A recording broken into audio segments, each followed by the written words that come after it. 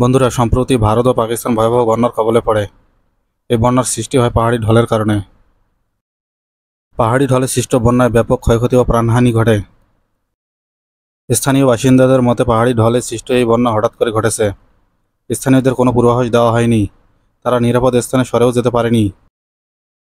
পানি ও কাদামাটির স্রোত এতটাই শক্তিশালী ছিল যে বাড়িঘর, দোকানপাট, গাড়ি, প্রয়োজনীয় জিনিসপত্র, এমনকি গবাদি পশুও ভেসে নিয়ে যায়। এই বন্যায় বহু হতাহত হয় এবং অনেকে নিখোঁজ রয়েছেন। আকস্মিক এই বন্যার কারণ হিসেবে মেঘের বিস্ফোরণকে দায়ী করা হয়েছে। মেঘের বিস্ফোরণ কি আসলে কি তা ঘটে? হ্যাঁ বন্ধুরা, মেঘের বিস্ফোরণ ঘটে।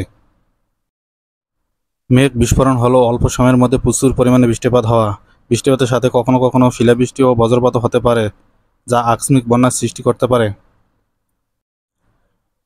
মেঘ বিস্ফোরণে আকাশ থেকে প্রচুর পরিমাণ পানি একই সঙ্গে ভূপৃষ্ঠে পড়ে। এর পরিমাণ কয়েক মিনিটে 25 মিমি বা প্রতি বর্গ কিমিতে 25,000 মেট্রিক টন হতে পারে। মেঘ বিস্ফোরণের কারণ হিসেবে বিজ্ঞানীরা মনে করেন, যখন পাহাড়ের উপর দিয়ে প্রবাহিত উষ্ণ বায়ু মেঘের সাথে মিশে যায়, তখন মেঘ দ্রুত শীতল হয়ে ঘনীভূত হয়ে যায়। মেঘ ঘনীভূত হওয়ার ফলে মেঘে চার্জ সংগঠিত হয়ে মেঘ ফেটে যায় এবং একসাথে প্রচুর পরিমাণ বৃষ্টিপাত হয়। এই বৃষ্টিপাতের পরিমাণ প্রতি বর্গকিমিতে ঘন্টায় 100 মিমি বা 1 লক্ষ মেট্রিক টন হতে পারে, যা ওই এলাকায় আকস্মিক বন্যার সৃষ্টি করতে পারে।